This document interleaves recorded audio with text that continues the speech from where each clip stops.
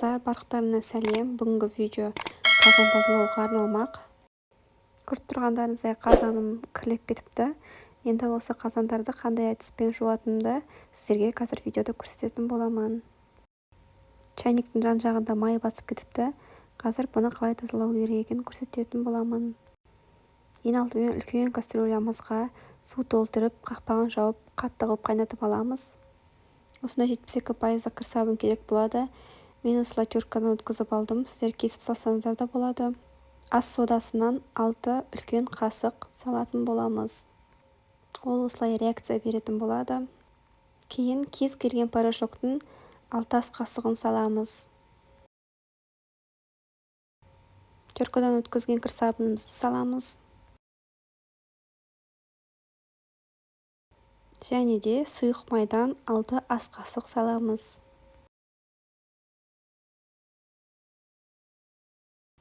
Қасықпен жақсылап араластырамыз. Енді осы қайнап тұрған кастрюляның ішіне қазанымызды саламыз.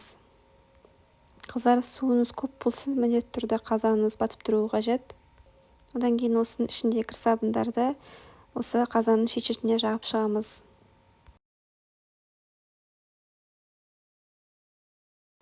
Теркада ескіріп кетіпті, оны да салып алдым.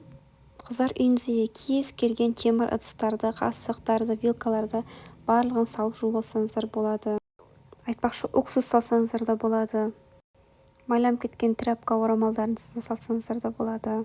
Қыздар, айтпақшы, қазанды екі жағынан да аударып, суға батырып салып алатын боламыз. Бағана менікі іш жағы жарты сағат тұрды, енді сыртыңғы жағын жарты сағатқа батырып салып қоятын боламын. Міне уже майлары кете бастап жатыр.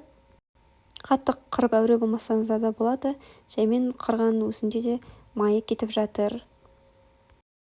Енді бағана қазанымды алып тастап, оның орнына қақпағын салып қойдым, батырып.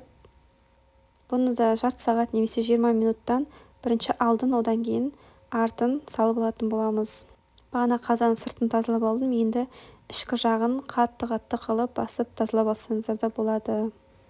Мына крышканың майы да еріп тұр екен, оны да жақсылап сүртіп аламыз. Қыздар, айтпақшы, чайникті қазанға салып қайнатпаңыздар. Себебі оның чай қоятын жерінен накип топ қалады, мана порошоктардың барлығы қатып қалатын болады. Бағана кір сабын салған суға темір ысқышымызды салып, чайнигімізді жақсылап осылай сыртынан сүртіп алатын боламыз. Мен қазаным бір шама ағарып қалыпты.